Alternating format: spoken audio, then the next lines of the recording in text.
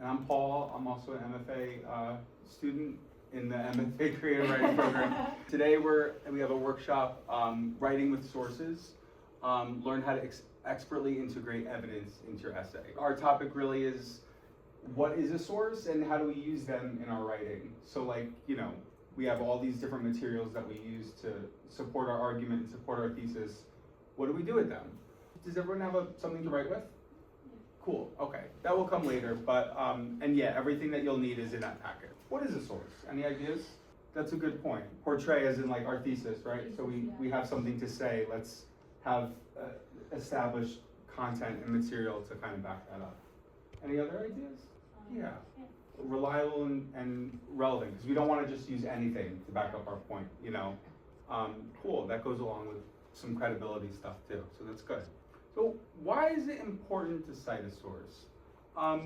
There's a few reasons it's important to cite a source. We have sources, but we have to cite them. Because if we don't cite them, then we're not giving credit to where that information came from. And that has a lot to do with intellectual property and academic integrity, but let's go one by one. So first is reference. Helps the reader trace origin of your ideas. So let's say I'm reading an article and the author is giving us some information. Me as the reader, I might want to go back and find where that came from. I may want to do further reading. I may want to say, oh, the author of this article mentioned this other book. I want to go now and read that book. That's why things like in-text citation and a works cited page is important. And it strengthens your writing by showing that your claims are supported by credible information. What you were saying, reliable and relevant, it shows that you're using information that is coming from somewhere credible, and that the author has kind of an established position to say those things, and it helps you acknowledge the work that influenced yours, right? So sometimes, I for example, I was writing a creative writing piece, and my creative writing piece actually mentioned a real artwork. So the whole kind of creative writing piece, I was referring to this one piece of art, and it was important to say what painting I was referring to in that story. Academic integrity demonstrates honesty about whose ideas you're using. It shows you did real research and separates your ideas from others and builds your credibility as a writer. Because when we acknowledge other people in my writing, that now shows the reader I'm credible. And even if you are coming up with a novel thought, it didn't just come from nowhere. You know what I mean? We got that idea from somewhere, or multiple places to help us come to our own conclusion. And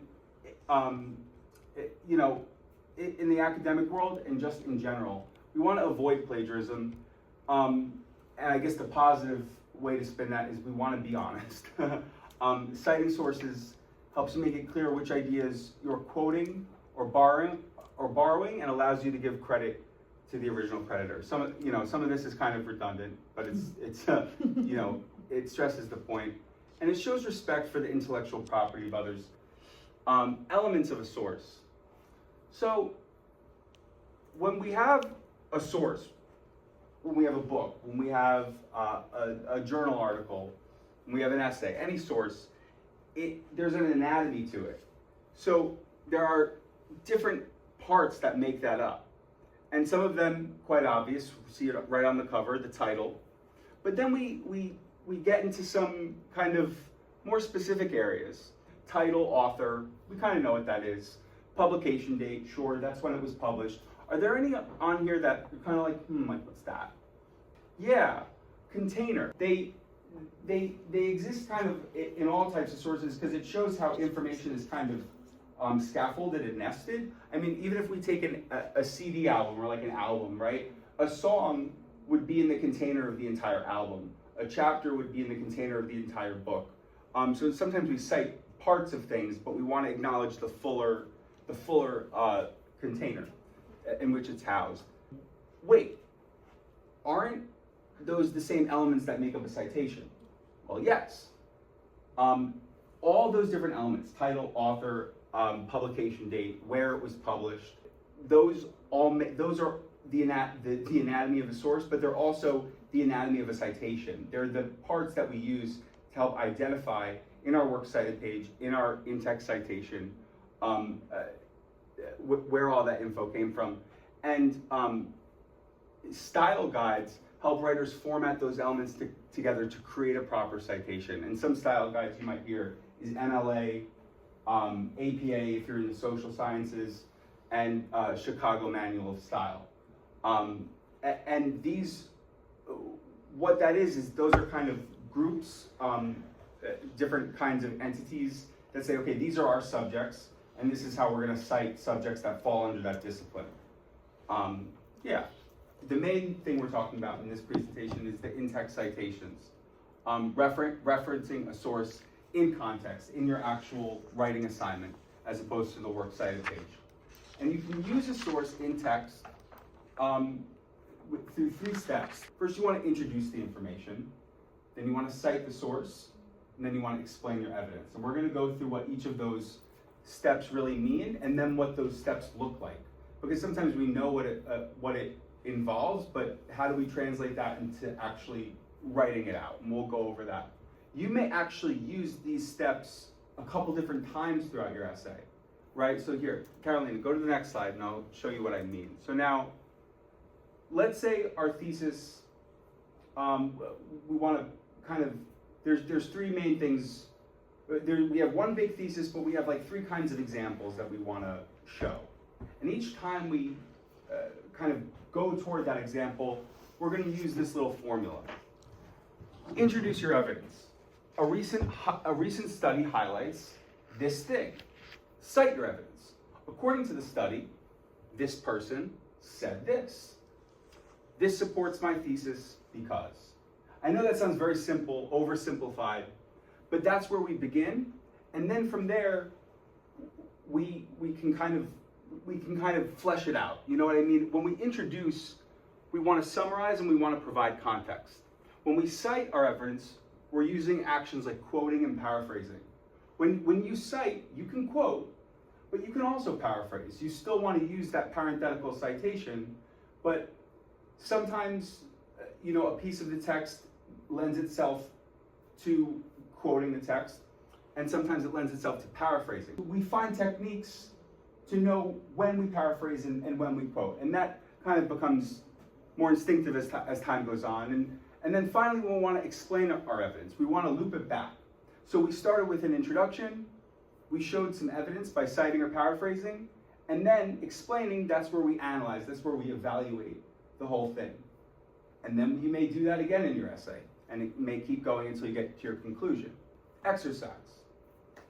We're going to do a little exercise right now that kind of puts this all into practice. Yeah, you can, yeah. I kind of already grabbed one. Oh, perfect. Oh, cool, okay. Oh, that's great. Oh, hell yeah. So we're not going to start with the source material. We're going to get to the source material, but first we're going to give you guys a little scenario. So you have a thesis. You guys are writing an essay arguing for the cultural relevance and impact of organized holiday programming in community contexts. So what that means is like events that take place during the holidays and how that kind of brings communities together. So you have your thesis, you know what you want to argue, and that's this.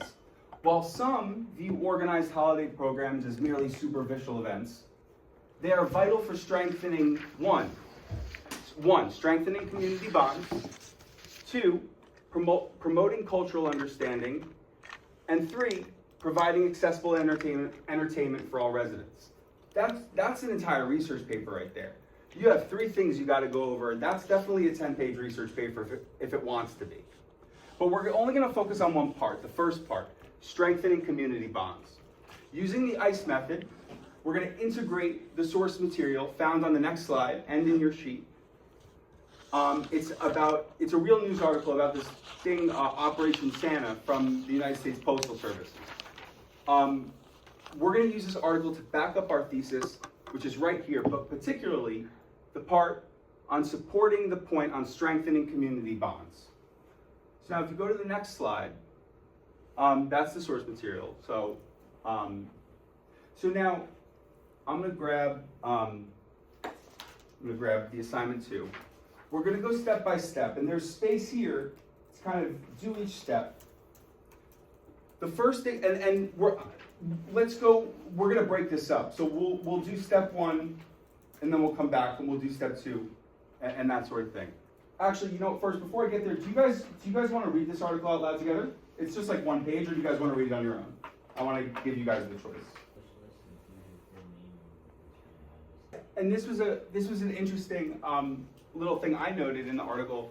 The article mentioned more letters are sent than those who receive or adopt them. What are the implications there in relation to people's interest in the program? How does that relate to strengthening communities? So, and you guys can even, we're gonna stop talking, maybe 5 to 7 minutes. You guys can work together on this. You guys can kind of talk with each other, and then we'll come back together and we'll see what you guys got. Sound good? Cool. Please do fill out that survey, we appreciate it. Yeah, it helps us a lot. Thank you Awesome. guys. Thank you Thanks so for much. coming. Thanks for participating. And I have your info, so Thank you. you don't have to worry